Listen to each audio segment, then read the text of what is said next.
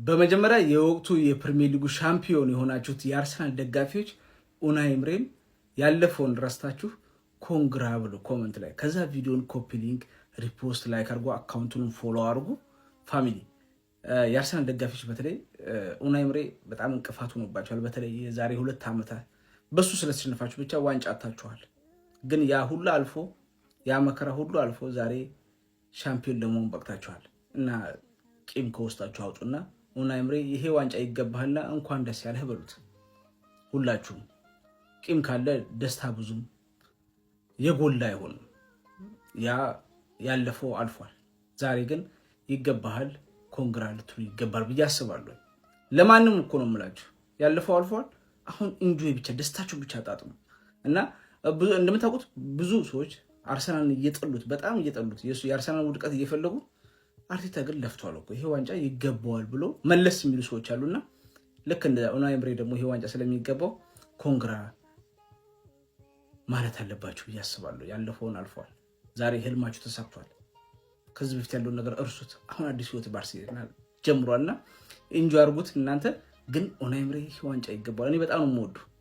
ይሄ በእርግጥ ኤሮፓ ሊግ ከሱ ውጭ መገለጫ አለው ብዬ አላስብም። ልክ እንደ ማድሪድ በቃ ዚዳን በሉት በኤሮፓ ሊግ እና ፓሽኑ በጣም ደስ ይለኛል። በዛ ላይ ደግሞ አስቶን ቪላን ያዘው ትንሽ ቡድን ይዞ ለነሱ ትልቅ ነው። በእርግጥ አሁን ማንቸስተር ወይ አርሰናል ወይ አርሰናል ለነገሩ ኤሮፓ ሊግም ቢሆን ለሱ ብዙም አይደለም፣ ግን ለበቃ አሁን ቶፕ 4 ውስጥ ላሉ ዋንጫ ትልቅ ላይሆን ይችላል፣ ግን ለአስቶን ቪላ ትልቅ ነውና ይሄ ዋንጫ ስለወሰደ በጣም ደስ ብሎኛል። እናንተም ሁሉም የእግር ኳስ ወዳድ በተለይ እንግሊዝ ደግሞ ቡድን ስለሆነ ኮንግራ ልትሉት ይገባል። ለማንኛውም እስቲ እናንተ በኡናይ ኤምሬ ዋንጫ ማንሳት የተሰማችሁን ኮሜንት ላይ አስቀምጡ። ቪዲዮ ከተመቻችሁ ኮፒ ሊንክ ሪፖስት ላይክ ማድረግ እንዳይረሳ። ቴንክ ዩ። በደ ሲዝን ማለት ነው ዘንድሮ ቪላ ያሳለፈው ሲዝን ነው። እግዚአብሔርን ነው ማለት አምን አስታውሳለሁ ቻምፒዮንስ ሊግ ሊገቡ ጫፍ ደርሰው ኒውካስትል ሁላ ተሸንፎላችሁ ለማይጠቅመን እኛ ኤሮፓ ሊግ ተሸንፈን መጠን 38ኛ ሳምንት ላይ እኛ ጋር ነበር ጨዋታቸው ማለት እና እኛ ጋር 1 ነጥብ ራሱ ቢወስዱ ቀጥታ ቻምፒዮንስ ሊግ ይገቡ ነበር። ከዛ ሳትሉ ለማይጠቅመን ቀጠቀጥናቸው። እኛ ተናደን ነበር በቶተናም እዛ ተሸንፈን መጠን ኤሮፓ ሊግ ቅጥቅጥ አድርገን 2-0 ያው ማርቲኔዝን በቀይ ወጥቶባቸው ነበር ማለት 2-0 አሸንፈን ከቻምፒዮንስ ሊግ መድረክ አባረርናቸው። ያን መሰለ ጥሩ ቡድን ማለት ቻምፒዮንስ ሊግ የምታስታውሱት ነው። አምን አይደል ምን አይነት ብቃት በፒኤስጂ ነው ተሸንፈው ደጉ ግን ታግለው ጀግና ራሽፎርድ ያን ብቃት አሳይቶ ምና ያበደለት ሲዝን አሳልፈው ማለት ዘንድሮ ደግሞ አሳመሩት። ቻምፒዮንስ ሊግ በስርዓት ገቡ። ኤሮፓ ሊጋቸውን ብልት ታደረጉና በነገራችን ላይ ኤምሬ አርሰናል መበልቀቁ አልተጎዳም። ጸዴ ቡድን ያደረገው አስቶን ቪላን ማለት በጣም ነው የሚችለው። ያው ብታደርሱልኝ ደስ ይለኛል። በተለይ ለኡናይ ኤምሬ ኮንግራ ይመቻችሁ። አስቶን ቪላ እንግዲህ የ2025 እና 26 የኤሮፓ ሊግ አሸናፊ ሻምፒዮን ሆኗል። ጋይስ 3-0 በሆነ ኩምኩም የእንግሊዝ ቡድን ይመቸው። እናቴን ኤምሬ ነው።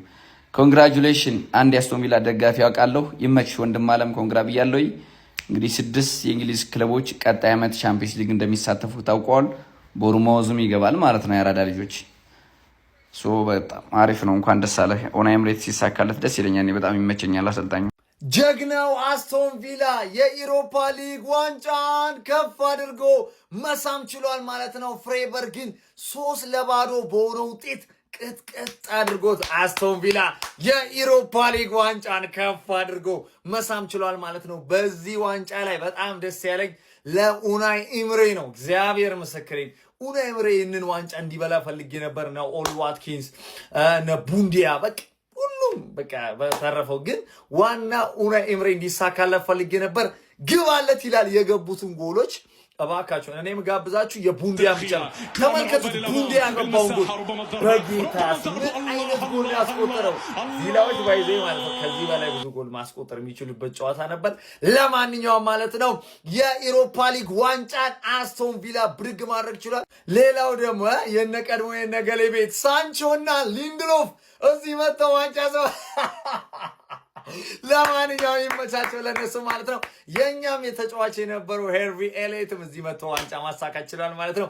እጅግ በጣም ነው ደስ ያለኝ። ሮጀርስ፣ መጊን፣ ቡንዲያ፣ ዋትኪንስ እጅግ በጣም ልዩ ጨዋታ በዛሬ ማርቲኔዝ ይመቻቸው። ኮንግራ ለቪላ።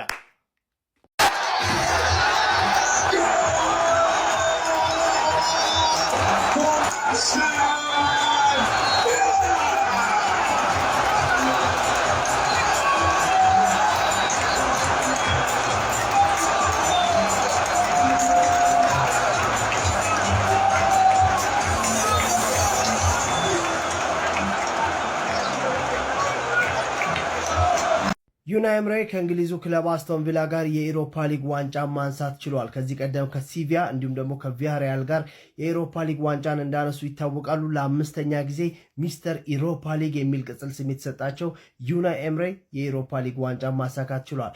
አስቶን ቪላ ፍራይበርግን 3-0 በሆነ ውጤት በማሸነፍ ነው ሮጀርስ ሙንዲያ እንዲሁም ደግሞ ቴሌማንስ ባስቆጠሯቸው 3 ጎሎች የኢሮፓ ሊግ ዋንጫ ማሳካት ችሏል።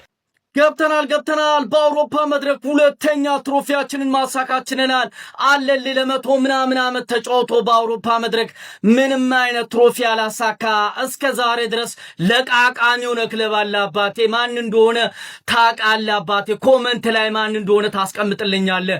ለማንኛውም ግን አባቴ ቪላ ይላል ይታያል። ቪላ እንደ ዩናይ ኤምሬ ነው ሰውየው 5ኛ የአውሮፓ ሊጉን ማሳካት ችሏል። በግሉ የማይቻል ነገር ነው አባቴ። የቶርናመንት ጌታ ነው ዩናይ ኤምሬ ማለት የቶርናመንቱ ጌታ። ባቴ ኤፍኤ ካፕ ላይ እና ከሊ ካፕ ላይ ቆይ ለምንድን ነው እንደዚህ ማይሳካለት? እኔ እኮ ግራ ይገባኛል።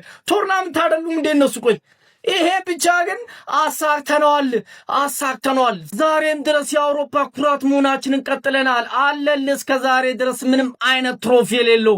ለማንኛውም ለጀማው ዲደርሽር ኮፒ ሊንክ ሪፖስት ማድረጋችሁ እንዳይዘነጋ፣ ፎሎም እንዳይረሳ።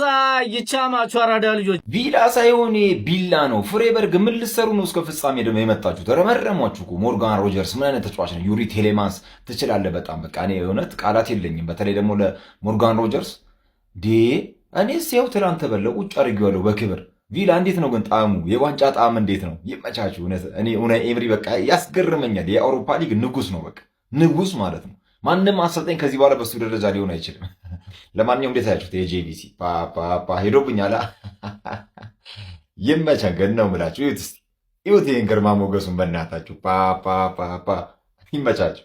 ሰዎች አስቶን ቪላ የዩሮፒያን ሊግ አሸናፊ መሆን ችሏል። ዩሮፓ ሊግ አስቶን ቪላ በርቶታል። ከአውሮፓ ዋንጫዎች ውስጥ ከ3ቱ እንግዲህ አንዱ እንግሊዝ ገብቷል። ያው ቀሪው ክሪስታል ፓላስ ነው ያለው። ከዛ ውጭ ደግሞ ያለው አርሰናል ነው። ሁለቱም ይመጣሉ እርግጠኛ ሆኜ የምነግራችሁ። በፍጻሜው ጨዋታ እንግዲህ አስቶን ቪላ ፍራይበርግን 3-0 በማሸነፍ ነው እንግዲህ የዩሮፓ ሊግ አሸናፊ መሆን የቻሉት። ቴሌማንስ፣ ቦንዳይና ሞርጋን ሮጀርስ ነው ጎሎቹ ማስቆጠር የቻሉት። የቦንዳይና የቴሌማንስ ጎል እንዴት አባቱ እንደሚያምር። ኡናይ ኤምሪ 5ኛ የዩሮፓ ሊግ ዋንጫቸው 3 ከሴቪያ ጋር 1 ከቪያሪያል 1 ከአስቶን ቪላ ጋር የዩሮፓ ሊግ ስፔሻሊስት ናቸው። ከአርሰናል ጋር ለፍጻሜ ቀርበው በቼልሲ መሸነፋቸው ይታወሳል። ጨዋታው አለቀ። አስቶን ቪላ ከ30 ዓመት በኋላ ትልቅ ዋንጫ አነሳ። አስቶን ቪላ የዩሮፓ ሊግ የዋንጫ ተፋላሚ ሆነ። አስቶን ቪላ 3-0 አሸንፎ ፍራይበርግን የኡናይ ኤምሪ ሰራዊት ታሚ ኤብራሃም በመጨረሻው ደቂቃ ተቀይሮ የገባ